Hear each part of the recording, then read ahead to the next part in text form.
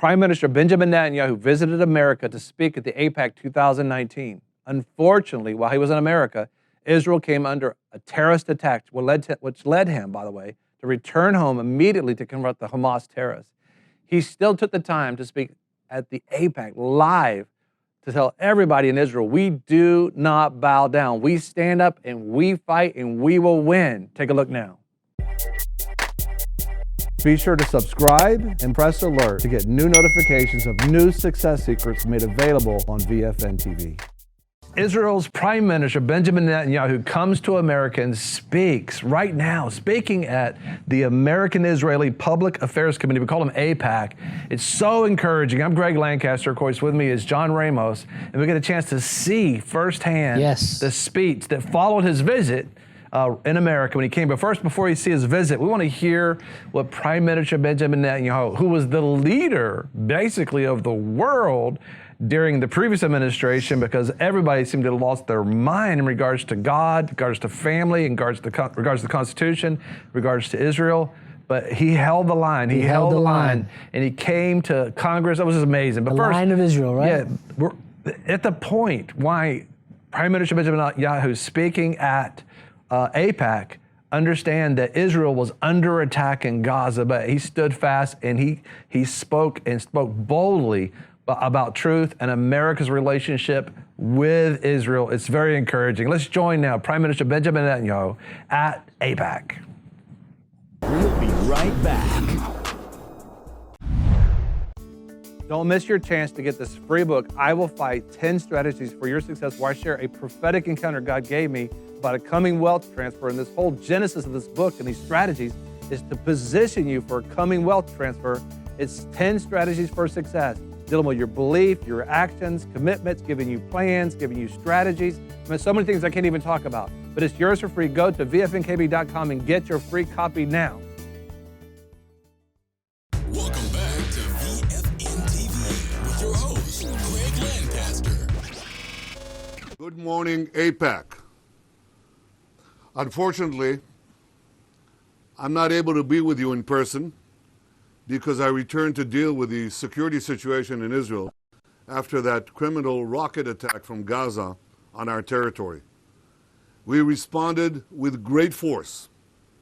In the last 24 hours, the IDF destroyed major Hamas terrorist installations on a scale not seen since the end of the military operation in Gaza 4 years ago. Now, I'm just coming from a meeting with our Chief of Staff and our senior command. And I can tell you, we are prepared to do a lot more. We will do what is necessary to defend our people and to defend our state. In the midst of these events, I wanted to speak to you today and say two words. Thank you. Thank you, AIPAC.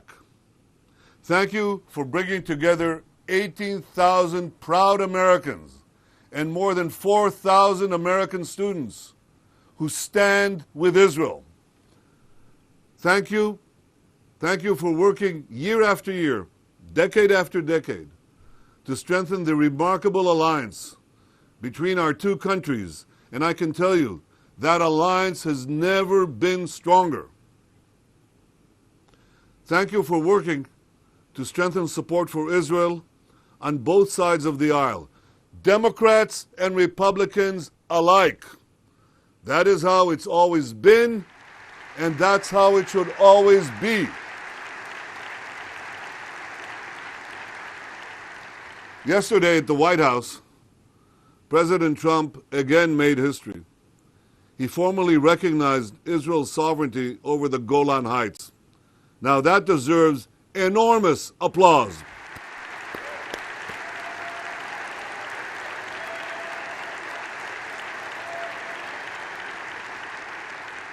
The Golan Heights is indispensable for our defense.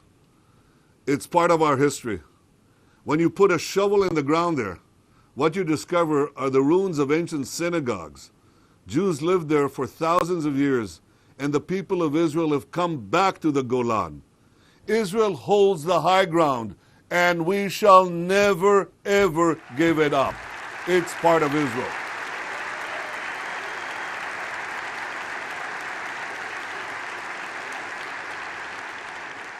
So on behalf of all the people of Israel, thank you, President Trump, and thank you for all the historic decisions you have made. I'm sure you remember that in 2015, I went to the American Congress. I spoke out against the disastrous nuclear deal with Iran. In 2018, President Trump walked out of that bad deal. He restored American sanctions against the genocidal regime in Tehran that vows to destroy the one and only Jewish state. He recognized Jerusalem as Israel's capital. He moved the American embassy there. He put a great ambassador there, Ambassador David Friedman. You just heard him. And with Ambassador Ron Dermer, Israel and the United States have two of the greatest ambassadors on earth. Thank you, ambassadors. Thank you, President Trump.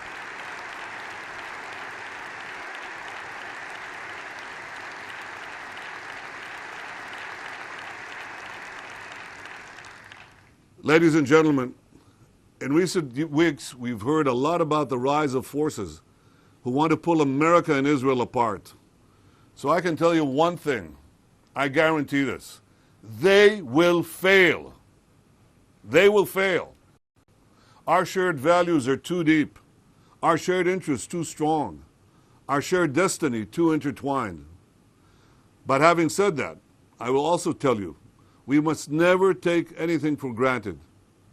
Those who seek to defame this great organization, AIPAC, those who seek to undermine American support for Israel, they must be confronted. Despite what they claim, they do not merely criticize the policies of Israel's government. God, I'm used to that. That happens every 5 minutes. They do something else. They spew venom that has long been directed at the Jewish people. Again, the Jews are cast as a force for evil. Again, the Jews are charged with disloyalty.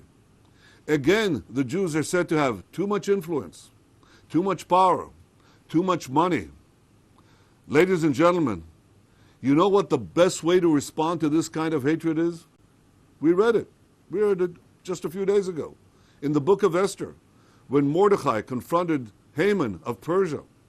The best way to respond to those who spout this kind of hatred is not to bow down to them, it's to stand up to them.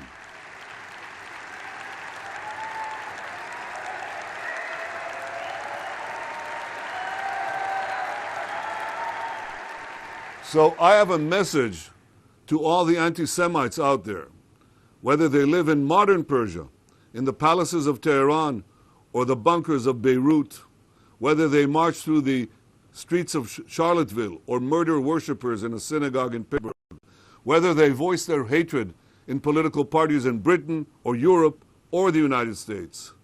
The Jewish people do not bow down. We stand up, we fight, and we win.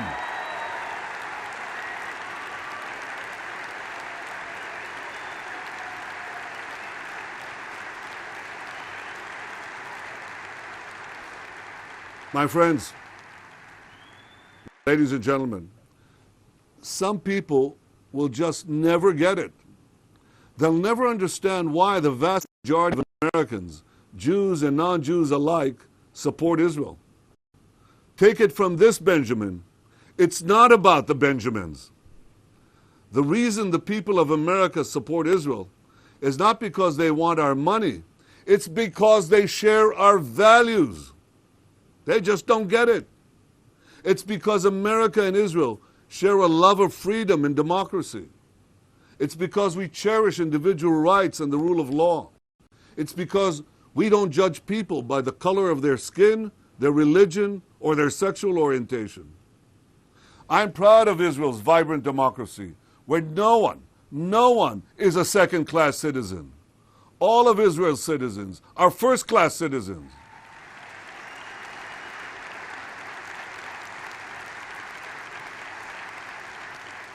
All of Israel's citizens, whether Jew or Arab, Muslim, Christian, or Jews, have exactly the same individual rights. We vote in the same elections, we're subject to the same laws, we study in the same universities, and we are also treated in the same hospitals. But Israel is also the one and only country on earth in which the Jewish people exercise our collective right of self-determination.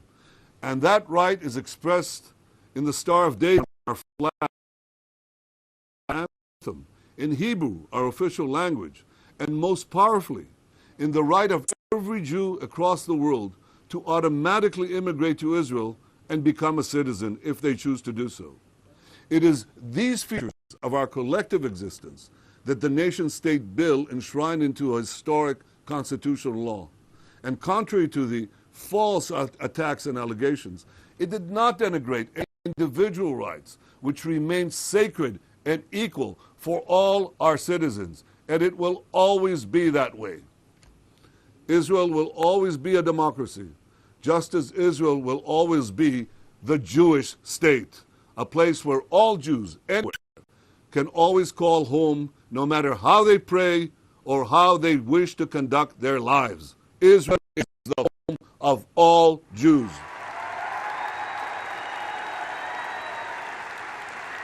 That is why we all celebrate today the democratic Jewish state of Israel. We know the truth. Ladies and gentlemen, the Jewish state that Herzl envisioned, the Jewish state that Ben-Gurion proclaimed, is the same Jewish state whose future I am working to secure. I hope the people of Israel continue to allow me to lead them for many years to come. And I'm as confident as ever that as Israel takes its rightful place among the nations, you will be there by our side. You've always been there by our side.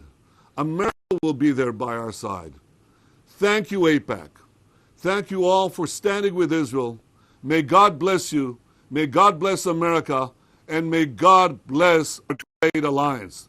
Thank you all. So awesome. That's Prime Minister Benjamin Netanyahu at AIPAC. It wasn't your TV. That's a live straight from Jerusalem. So exciting to be able to see that.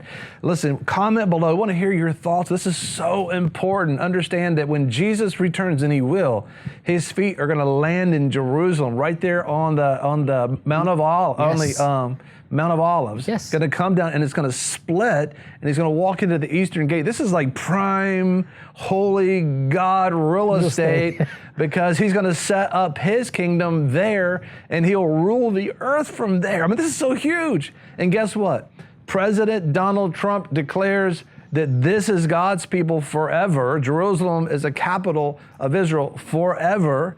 And standing, as a matter of fact, when we get back from this break, John, but comment below. Yes. We want to hear your thoughts on that. Think about what we're talking about. Write to us at friends@vfnkb.com. And don't forget to go to iTunes and rate our podcast. When you do that, it goes all around the world. And by the way, we give a chance to get a shout out to some of you guys that do that. Be sure to subscribe and press alert to get new notifications of new success secrets made available on VFN TV.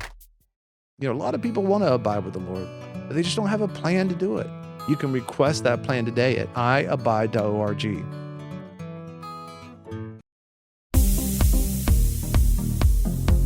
I'm your host, Greg Lancaster, and we're so glad that you've joined us. Don't forget you can join us 24 hours a day, 7 days a week.